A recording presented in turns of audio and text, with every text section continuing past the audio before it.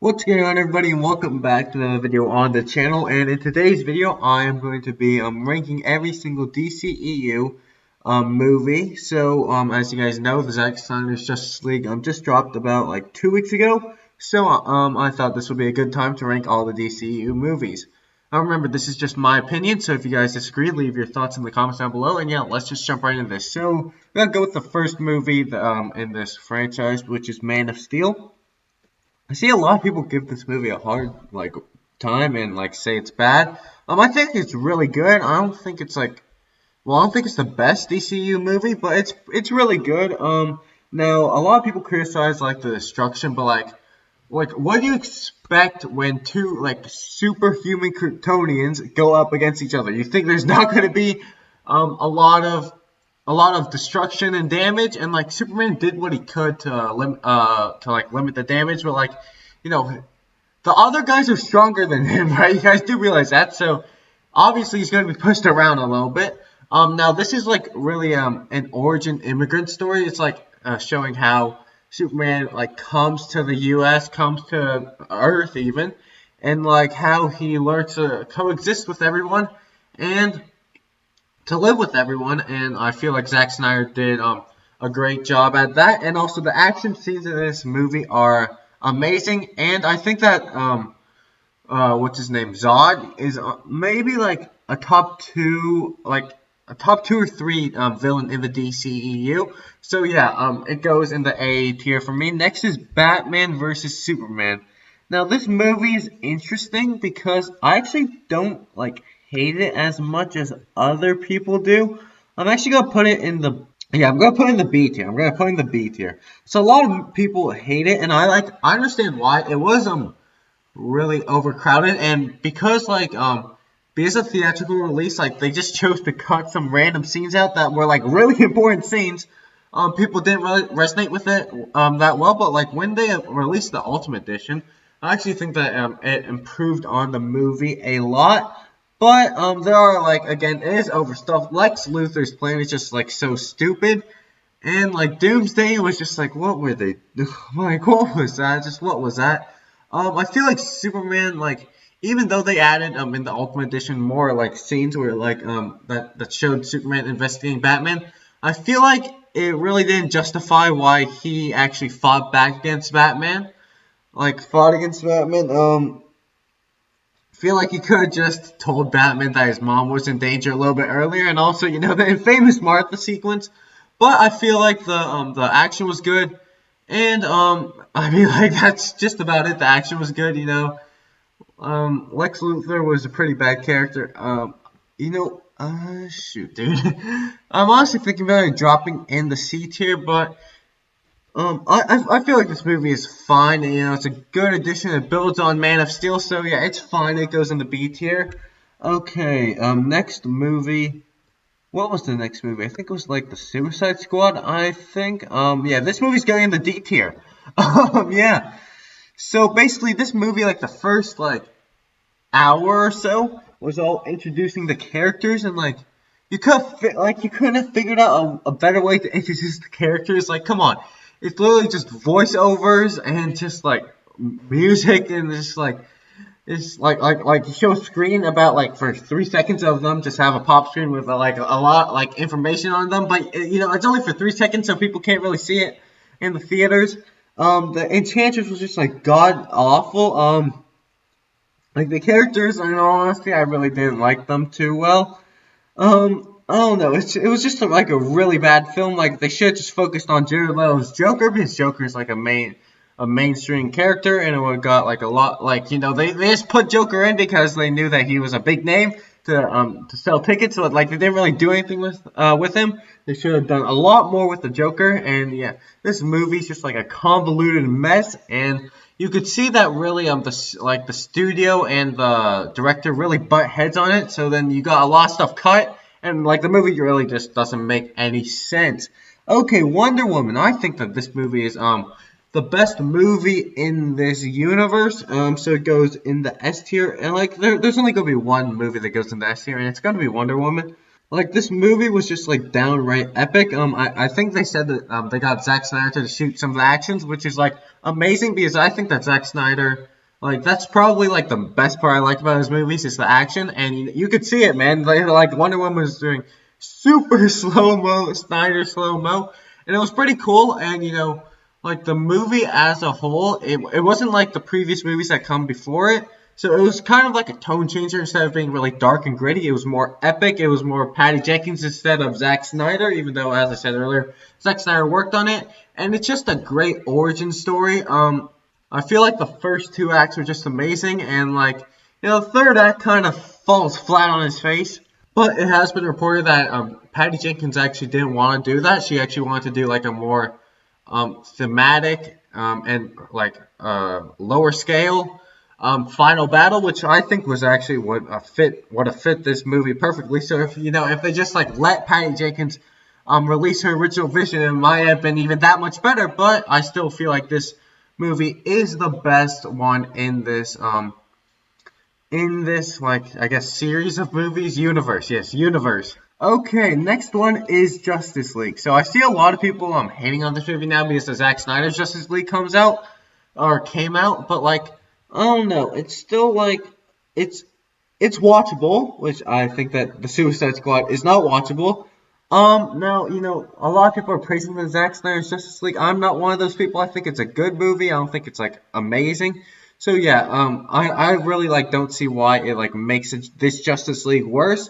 Now that being said, this Justice League has a lot of problems. Like why the hell would they add that fam? Like why did Joss Whedon do that? And like every time the family I'm talking about, and like the family that got attacked by parademons. Also, Superman, like every time, like you can see it's reshot because like the CGI lip, like what is that? All the characters are just super bland and make quips, which is like not at all what they are in their original movies. And I just feel like Zack Snyder took those like Wonder Woman, Superman, and Batman. They were all great in their original movies, and then Zack Snyder just took them all and made them a joke. The Flash was just a big whole joke that was just meant to get laughs. And like this is supposed to be an epic movie, and he just played it into a comedy that really wasn't even that funny. So, yeah, it goes in the C tier. Okay.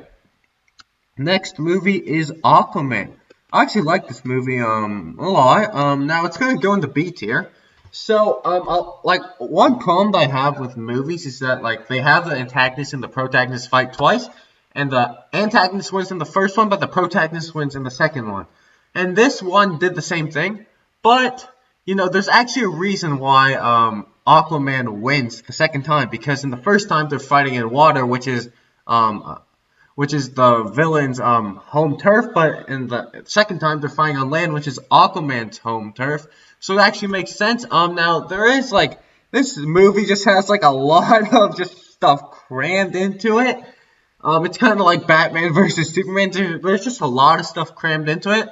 But I liked Amber Heard as Mira. Don't know if that's controversial or not. Like I can say that I liked her as a character, right? I hope that the Johnny Depp fans don't like come attack me or anything like that. But yeah, I liked her. I like Mira as a character. Now they did waste the like guy, like he got like blown off the cliff, and then like they basically he wasn't in like the final hour, and they just basically wasted him. But I'm pretty sure he's gonna come back for the sequel, so maybe it's just like setting stuff up. But yeah, there's like a lot of stuff in this movie. It's really cramped together. I think it's like a lot like Batman vs Superman in the fact that it's a lot of epic stuff. The action is great, but there's a lot of stuff that's crammed into this movie, and like it's short, or it's not a short run time, but like it honestly probably could have been 3, maybe even 4 hours long to get like everything fleshed out, the world fleshed out. But I think it's a decent addition to this universe. Okay, Shazam. Shazam's going in the A tier. It's going in front of Man of Steel. So Shazam, like, it really obviously all these movies were just a lot of dark, gritty Zack Snyder, and this one brought a change of pace. And it wasn't like the Justice League where it didn't really make sense for the like those characters to just like change their moods all of a sudden. But Shazam is a new character, so you actually can do with it, and it's a really lighthearted movie. but it also deals with like the sins of grief and all that. Or no, like the deadly sins. Not the sins of grief. Grief is one of the sins, I think. Yeah, I don't know. The sins were really like generic bad guys. CGI bad guys. But like you could tell that there are slight differences that like make it so that like each one is actually distinguishable, like which one is which. But they are lumped in the same category, and they are just like big CGI monsters. But like this, in all honesty, is like it's a family story. It's really a family story. You have this kid who's really moody and like doesn't want to be a part of his family, and then he learns to accept his family and come together with them. So it's just a lighthearted movie, a really good change of pace, like Wonder Woman to this universe, and that's why it goes in the A tier. Okay, Birds of Prey. I'm gonna put this in the C tier, above Justice League. It's above Justice League. A lot of people hate on this movie. A lot of people like really love this movie. I'm somewhere in between, leaning more towards it really isn't that good. I mean, like I feel like I think they got like the John Wick directors in to get the action here.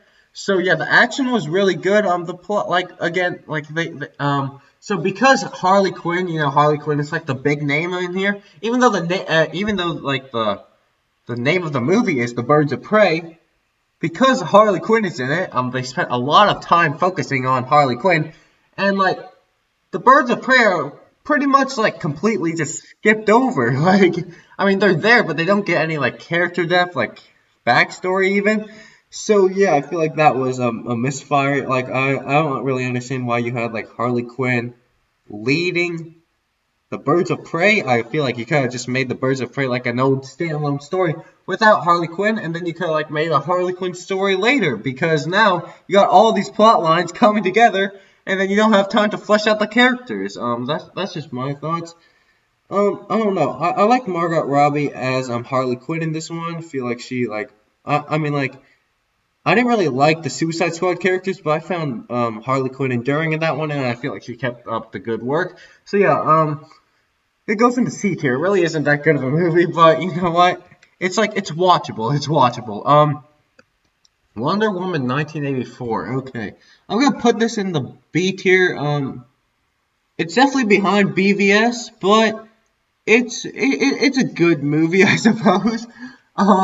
Now there are like a lot of problems with this movie, and I see a lot of people hating on this movie.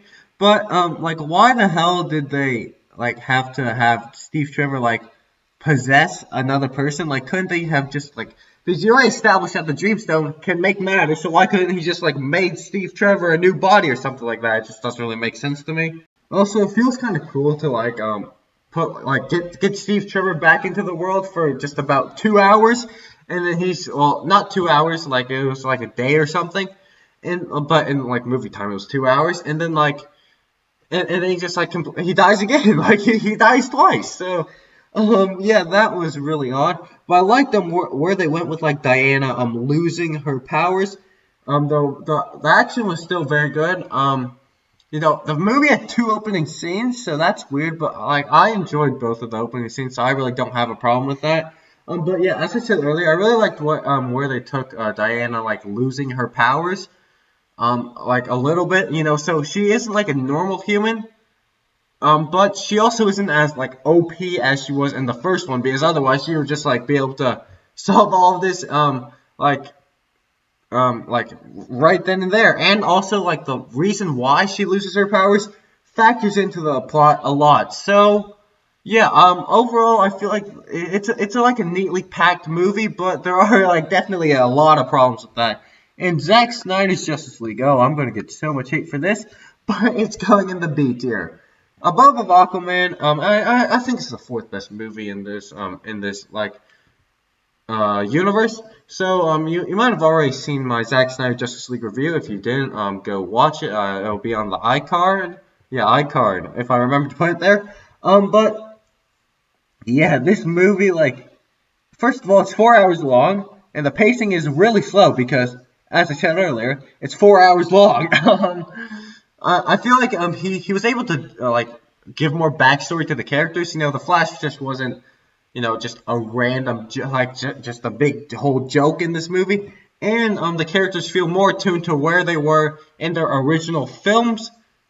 That being said, there are still a lot of problems with this movie. As I said in like I actually don't know if I said this in my review, but like it feels like Zack Snyder wanted to get a 4 hour movie, so he just added like extended scenes into it to make it happen. And also, like, this movie is just basically Justice League without the family and just extended, stretched out for 4 hours. I mean, like, there really isn't that much that he added like new stuff except for Darkseid and those dream sequences, which, if you read the stories, aren't really even in his original vision. Now, I didn't like touch on this in my breakdown, so I want to like talk about this. But like, why is Mira like she's like the princess of Atlantis? Like, why is she guarding the mother box when it hasn't been awoken in like 4,000 like thousands of years? Because like right when Superman dies, that's when Mira is like guarding the mother box. But like, why is she doing that? Because like, yeah, it gave no indication earlier that it would open, other than, Superman screams is what opened it. So like, why is she guarding it? But overall, I feel like it was definitely a better movie than the original Justice League. And yeah, I honestly liked it a lot. And the action was great because it's Zack Snyder. So anyways, that is going to do it for today's video. I hope you guys did enjoy, and if you guys did, be sure to like and subscribe to the channel, and I'll see you guys in the next video. Too easy.